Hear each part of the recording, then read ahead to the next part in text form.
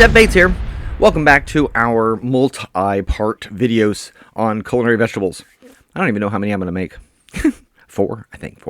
Today, we're going to talk about two categories of vegetables that most of my students like the least.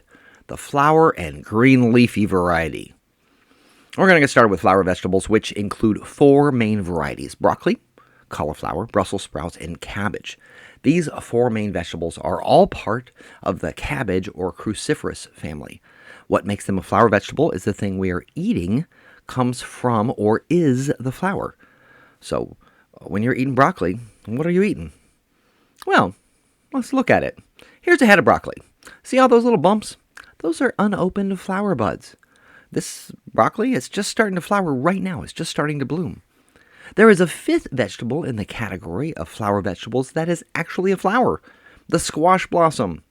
In Italy, they stuff one of these babies with some cheese. They dip it in batter. They deep fry it. They serve it with some spicy marinara sauce. It's delicious. It's like God's favorite fried mozzarella stick. Flower vegetables have generated a lot of interest in the health world due to the fact they contain cancer-fighting compounds called glucosinolates. Glucosinolates. Another great word, right?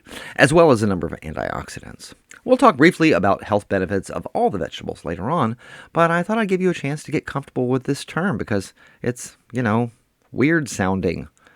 Glucosinolates. Weird. While we're on broccoli, let's talk about it.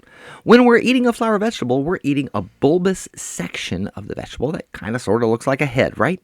We even call it a head, like a head of cabbage, a head of broccoli. You get the idea. Typically, when you're at the grocery store or produce market picking flower vegetables to take home, avoid any selections that are rubbery or spongy, they're starting to bud, that's important, or they have dark or black spots. That isn't good eating. Your broccoli shouldn't be black. That's gross. Don't eat black broccoli. Ugh. So, speaking of broccoli, it has a deep green color, tiny clustered buds called florets, and thick, crisp leaves. Choose broccoli that has a dark green color and tight florets. Broccoli can be served raw or cooked and is often used in salads or on crudité platters. Hopefully, you recall that the crudité platter is a traditional French appetizer with raw, whole, or sliced vegetables, often served with a dipping sauce or vinaigrette, a veggie platter. To ensure even cooking times for your broccoli florets and broccoli stems, cut the stems lengthwise and cook them with the heads attached. So, why do so many kids hate broccoli? Let's talk taste science for 30 seconds. Broccoli contains sulforaphane, a compound which seems to protect against cancer. Sulforaphane reacts with the saliva of many children and creates a chemical byproduct, something which has an aroma, a smell, that to them smells similar to rotting meat. It gives it a bitter flavor that their tiny minds are convinced must be a poison. Because kids have so many more taste buds than adults do, because humans have evolved to register poisonous food as bitter, and because the aroma of the food they are eating is bad, what those little guys are tasting seems to their little brains to be overwhelmingly nasty, and quite frankly, probably dangerous. That kid's brain is literally telling them that their parents are trying to kill them. Adults, on the other hand, have learned to like the flavor of broccoli because their parents, years ago, forced them to eat it. Eat your broccoli. As they got older, half their taste buds died and didn't come back. Because that's what happens as you get older, your taste buds die. In other words, adults can't taste what the kid is tasting. They just can't. They can't smell it either. And what they can taste, they've trained themselves to like. Go figure. On to vegetable number 2, Brussels sprouts. Brussels sprouts grow on these tall, thick stalks, and they look nothing so much like itsy-bitsy miniature cabbages. The flavors tend to be really mild, milder than cabbage, and they're usually eaten steamed or roasted. When you're buying Brussels sprouts, look for tiny, tight little heads that are heavy for their size with a lively green color. And time for a bit of honesty. For a really long time, I spelled Brussels sprouts this way, as if they were sprouts that belonged to some guy named Brussel, with an apostrophe before the S. I looked it up.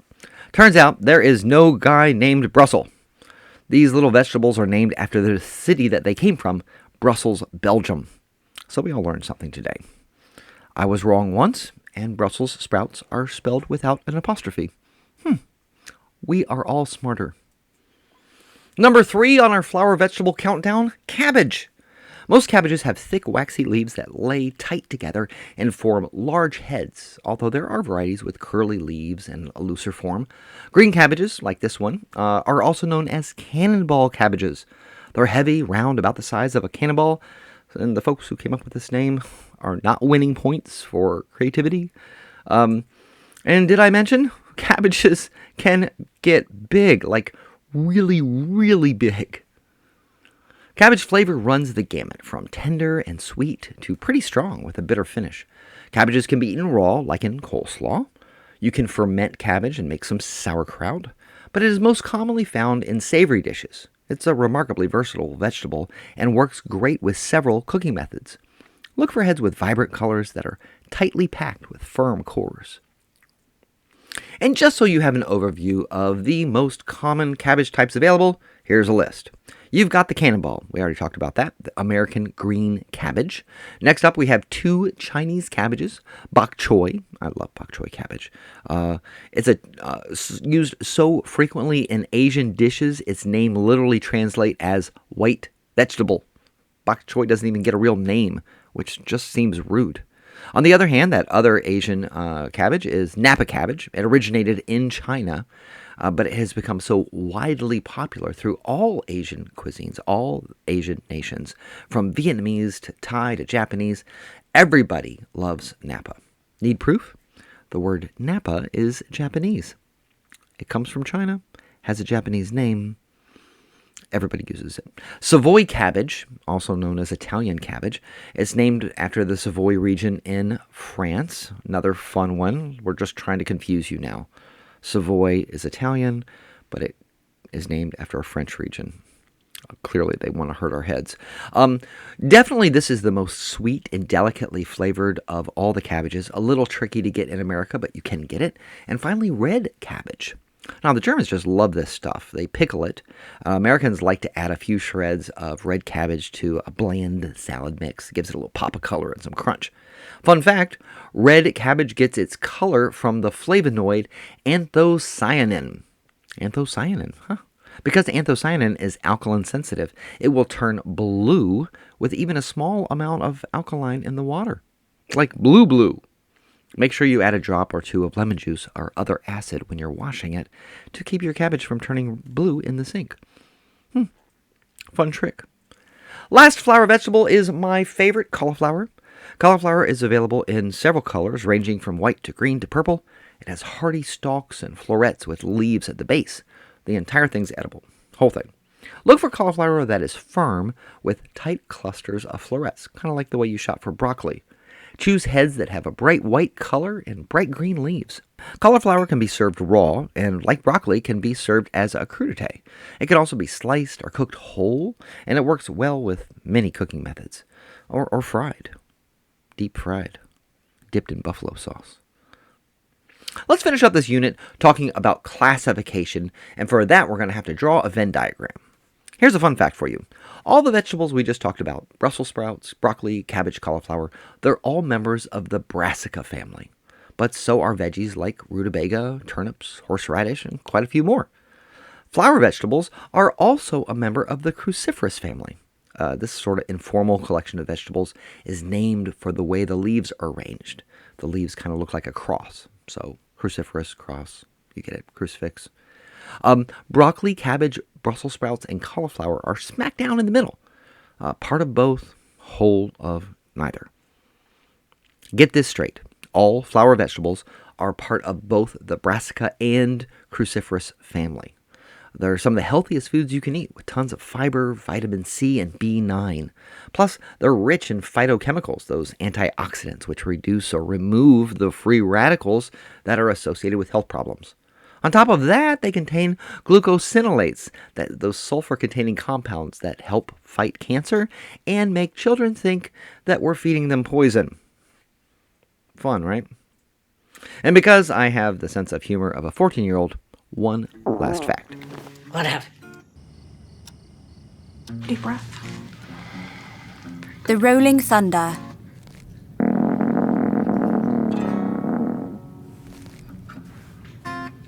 The Horn of Jericho.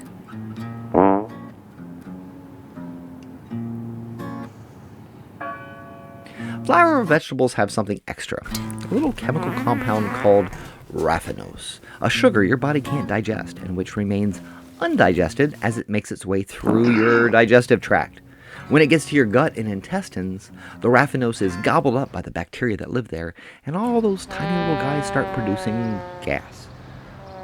Bad gas. And that gas has nowhere else to go but, well, out. So, long story short, flower vegetables are really, really good for you, but might make you stinky. There is no might about it. They're going to make you stinky. You're going to smell bad. Green leafy vegetables are a huge category and include various types of lettuce, collard greens, mustard greens, spinach, and Swiss chard. Green leafy vegetables are good for you. They really are. They're very high in vitamin A and C, in iron and magnesium. There are hundreds of varieties of lettuce with varying flavors, colors, and shapes. In your grocery store, there are 4 main types you will run into, which the powers that be have decided you need to know about. There is the crisp head, the butterhead, leaf, and romaine lettuces. Butterhead lettuce, that's the first variety. It has these small, round, loosely formed heads with leaves that are soft and have kind of a buttery texture, hence the name. Because it is a fairly delicate lettuce, it is usually packaged in individual plastic containers, sometimes with the root ball still attached. Crisphead lettuce, such as iceberg, you know this one. It has light green leaves that are tightly packed together. Its mild flavor makes it good to use in salads and on sandwiches. There's a salad like this. It was wildly popular just a few years ago called the Wedge Salad. All you do is cut some iceberg lettuce into wedges, smother it with blue cheese dressing, fresh crisp bacon, and some tomato. Serve. Easy peasy. Now I'm hungry again. That looks good. The leaf lettuce variety does not grow to form lettuce heads. Instead, it has loose leaves with curly edges that are joined at the base stem. Leaf lettuce is mild in flavor and comes in several different varieties and colors, from green to red to dark purple like this.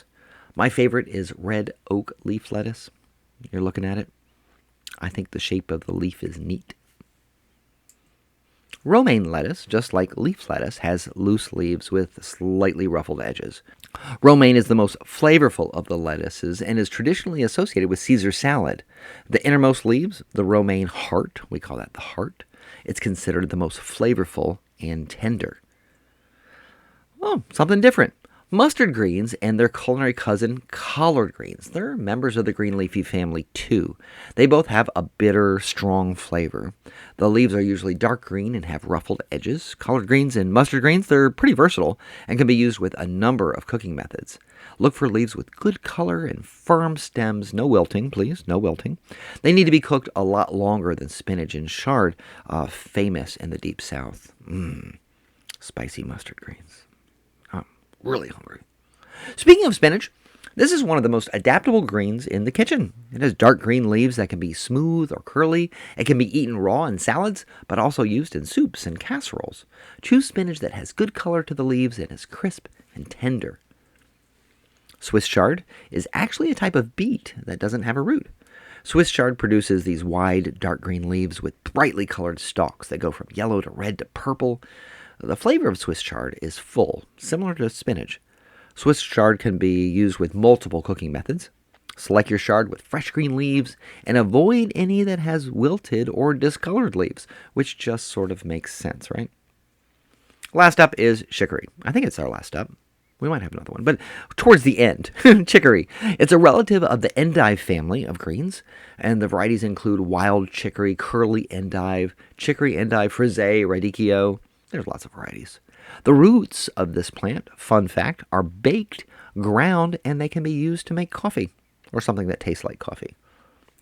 Not too long ago, a little iceberg lettuce with mayonnaise dressing was considered a dinner salad.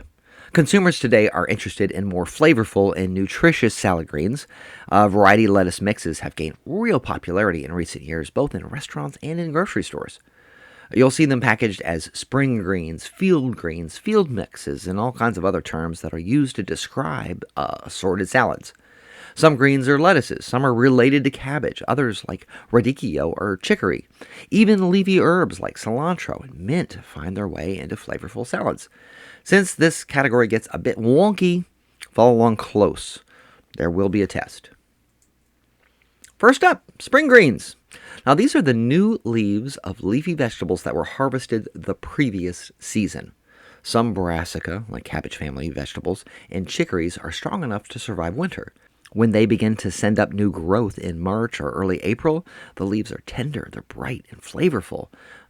This is a spring salad. In other words, spring greens are vegetables which survive the snow, and just when they start growing again, we eat them, which is harsh, Delicious, but harsh. Field mixes, on the other hand, this is a generic term for a blend of baby greens that are collected and mixed together.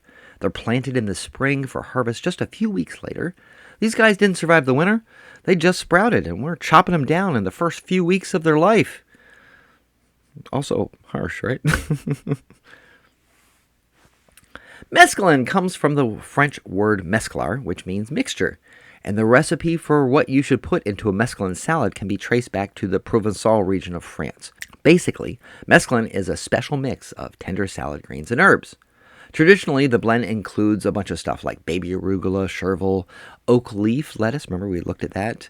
It can also be made of a combination of different greens, including stuff like dandelion, frisee, endive, baby spinach, baby collard greens, baby radicchio, baby kale. Basically, it's a big old mix of a bunch of stuff. It's a mix. Hey, here's a fun fact. The very influential chef Alice Waters had a mescaline mixed salad when she visited France. I guess now it's about 30 years ago. On that trip, she fell in love with the delicate flavor and the texture of the salad, and she brought a bunch of those seeds back to the U.S., planted her backyard, and started selling this, quote, brand new salad at her restaurant, Chez Panisse. Flash forward 5 years. You could buy a bag at Publix. You started seeing them in restaurants. Today, you can get a bag at Walmart. It just goes to show you how fast good food ideas can spread. Combine your field green salad with a mix of nuts, some dried fruit, some goat cheese. When served with bread, that's a great salad. Toss it with some ripe tomatoes, some olive oil, a good wine or balsamic vinegar.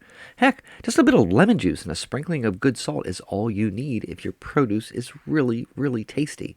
These salad blends are excellent. They don't need a lot, just a little bit of love. So that's it for the flower vegetables in the green leafy family. When we come back, I'm going to talk about seed vegetables, tubers, roots, and the allium family. Till then, I'll see you in the kitchen.